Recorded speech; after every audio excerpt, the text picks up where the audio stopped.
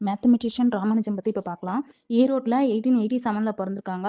சின்ன வயசுலயே வந்து மேத்தமெட்டிக்ஸ் நாலேட்ஜ் வந்து இவங்களுக்கு அதிகமா இருந்திருக்கு. அ காலேஜ் லைஃப்ல பார்த்தீங்கன்னா, இவரு மேத்ஸ்லயே அதிக இம்பார்ட்டன்ஸ் குடுத்ததுனால, மத்த சப்ஜெக்ட் பக்கமே அவங்க டைம் குடுக்காதனால, அவரால என்ன பண்ண முடியல, காலேஜ் லைஃப் வந்து கம்ப்ளீட் பண்ண முடியல.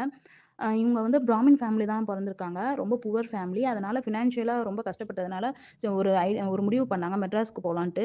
அங்க வந்து மெட்ராஸ் போர்ட்ல வந்து ஒரு கிளர்க்கா ஒர்க் பண்ணாங்க. அ மேத்தமெட்டிக்ஸ்ல வந்து இவரோட கான்ட்ரிபியூஷன் பார்த்தீங்கன்னா, mathematical analysis, numbers of theories, infinite series and continued fraction இதுலலாம் வந்து அதிக பங்கு வகிச்சிருக்காங்க.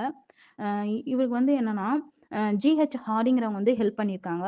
இங்கிலாந்துக்கு வந்து வர வச்சு அவங்க மேத்தமெட்டிக்கல் ஸ்டடீஸ்க்கு வந்து ரொம்ப ஹெல்ப் பண்ணியிருக்காங்க. அது மட்டும் இல்லாம மேத்ஸ்ல இவங்களாவே ஓனா வந்து மேத்தமெட்டிக்கல்ஸ் தியரீஸ், ஐடியாஸ்லாம் வந்து டெவலப் பண்ணி கொண்டு வந்தது யாருன்னா, ராமானுஜம் வந்து ஓன் ஸ்டைல்ல கொண்டு வந்தாங்க.